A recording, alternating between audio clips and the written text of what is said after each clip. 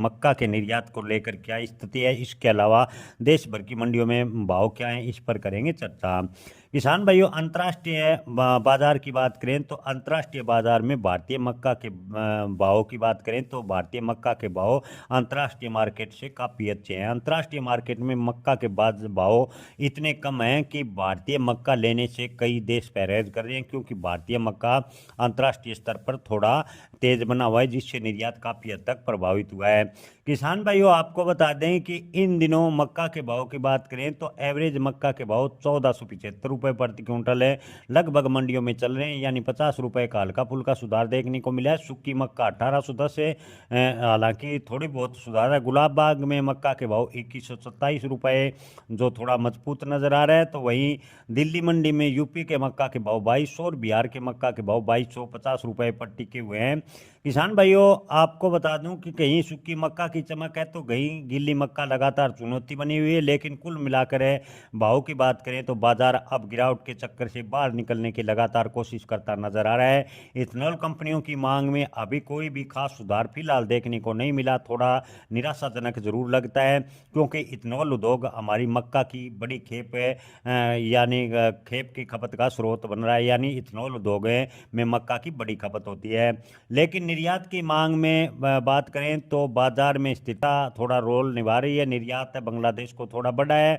अगर आपको बता दें कि निर्यात की बात करें तो बांग्लादेश को करीब 1 लाख टन मक्का का निर्यात के सौदा हुआ था, लेकिन शुरुआती दौर में ही बांग्लादेश को 5 लाख टन अतिरिक्त मक्का का निर्यात होने का अनुमान लगा है, जिससे बाजार को थोड़ा सहारा मिला है। किसान भाइयों, इधर मक्का को लेकर एक और चिंताजनक खबर आ रही है।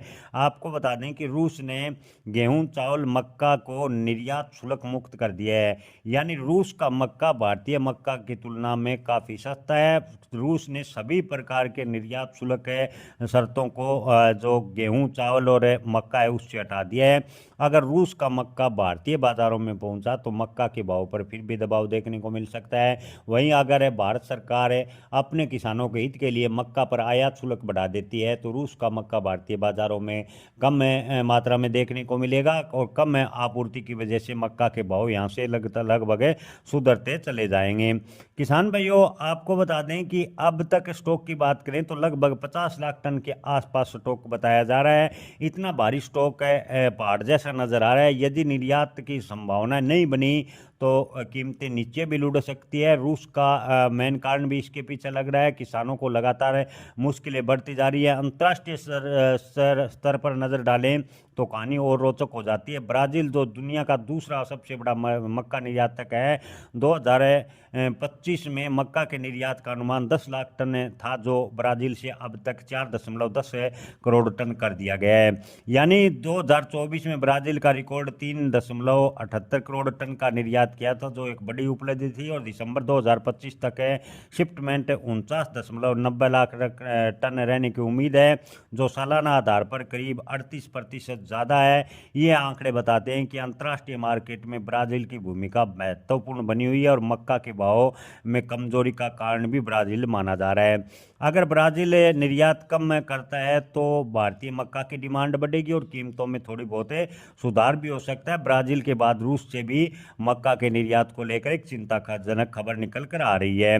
किसान भाइयों, हाल फिलहाल मक्का के बाजार में जो गिरावट की उम्मीद है तो उसे थोड़ा कम माना जा रहा है, लेकिन ये कहना गलत नहीं होगा कि बाजार अभी भी नाजुक दौर से गुजर रहा है। ऊपर से रूस ये मक्का और भारतीय कैरी फॉरवर्ड स्टॉक के साथ साथ मुनाफा वसूली का दौर भी अगर मक्का के भाव में तेजी होती है तो शुरू हो जाता है, यानी मुनाफा वसूली का खेल शुरू होने से मक्का के बाजार फिर से लुढ़क जाते हैं। यहाँ से जैसे कोई धावक है थकान के बाद फिर से रफ्तार पकड़ रहा हो, यानी जैसे अगर मक्का में तेजी बनी तो मुनाफा वसूली के साथ साथ कैरी फॉरवर्ड स्टॉक, अंतर्राष्ट्रीय डिमांड, इन सब कारणों को देखते हुए मक्का का बाजार फिर नीचे जा सकता है।